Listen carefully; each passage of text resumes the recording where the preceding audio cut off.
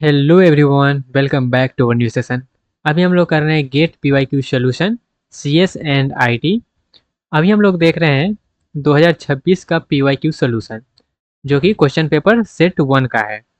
तो चलिए देखते हैं और करते हैं सॉल्यूशन अपने क्वेश्चन पेपर का। नेक्स्ट क्वेश्चन हमारा है क्वेश्चन नंबर 42।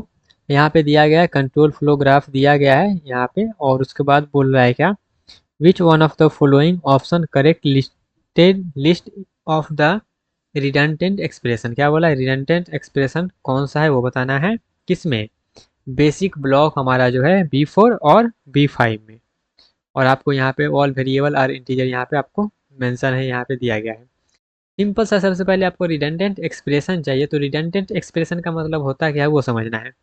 तो रिडंडेंट एक्सप्रेशन का मतलब होता है already calculated in all possible incoming path. जितना भी इनकमिंग पाथ है उस सब में जो है वो ऑलरेडी कैलकुलेट होना चाहिए, साथ में वो अनचेंज्ड होना चाहिए, कोई उसको चेंज नहीं करना चाहिए। उसको हम लोग बोलते हैं रिडंडेंट।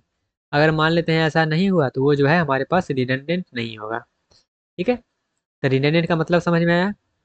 रिडंडेंट मतलब हमारे पास जो है ऑलरेडी कैलकुलेटेड होना चाहिए, अनचेंज रहना चाहिए। अगर चेंज हो गया तो हमारा जो है वो नहीं होगा रिडंडेंट। चलिए समझते हैं इसको एग्जाम्पल से, तब जाके पूरा अच्छे से क्लियर होगा। तो जैसे कि बेसिक ब्लॉक 4 और 5 को हमको समझना है ना। तो ये जो है बेसिक ब्लॉक 4 को हम लेते हैं। अब बेसिक ब्लॉक 4 में क्या क्या है, तो यही दोनों टर्म है ना, x बराबर जी मल्टीप्लाई के, y बराबर b प्लस आई, यही दोनों है। सबसे पहले इसको चेक करते हैं क्या ये रिडंडेंट एक्सप्रेशन है कि नहीं। तो यहाँ पे क्या कैलकुलेट हो रहा है, यहाँ पे कैलकुलेट हो रहा है जी मल्टीप्लाई के।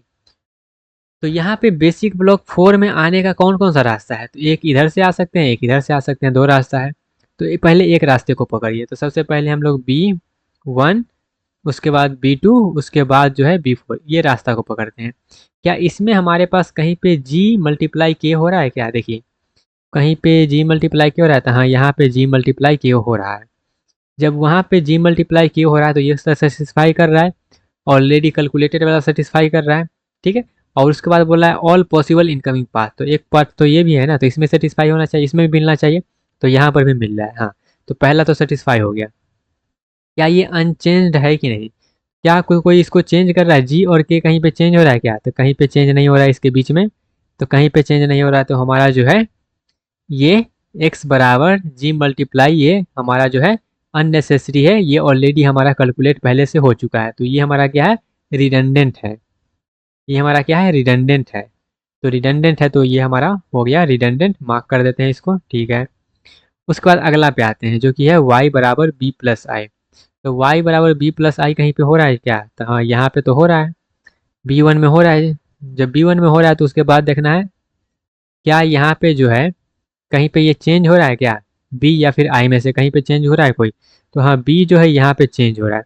जैसे ही चेंज हो गया वैसे ही ये रिडंडेंट नहीं होगा। ठीक है, तो ये हमारा रिडंडेंट नहीं हुआ क्योंकि ये जो है चेंज हो रहा है इसका वैल्यू। तो ये समझ में आया। नेक्स्ट, तो इसका तो समझ में आ गया, इसमें एक ही रिडंडेंट है, वो x बराबर जी मल्टीप्लाई किए में। तो इससे भी आप यहाँ पे देख सकते हैं। उसके बाद B5 में आते हैं। तो B5 में ये रिडंडेंट है कि नहीं, देखिए।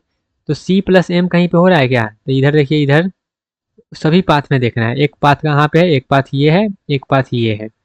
तो यहाँ पे देखिएगा सबसे पहले ये पाथ में जो है C प्लस एम कहीं पे हो रहा है, तो नहीं, C प्लस एम कहीं पर नहीं हो रहा है। क्या इधर C प्लस एम हो रहा है, तो हाँ इधर C प्लस एम हो रहा है। दोनों पाथ में होना चाहिए लेकिन इधर एक में ही हो रहा है, तो ये मेरा क्या हो जाएगा, ये जो मेरा है ये मेरा रिडंडेंट हो जाएगा।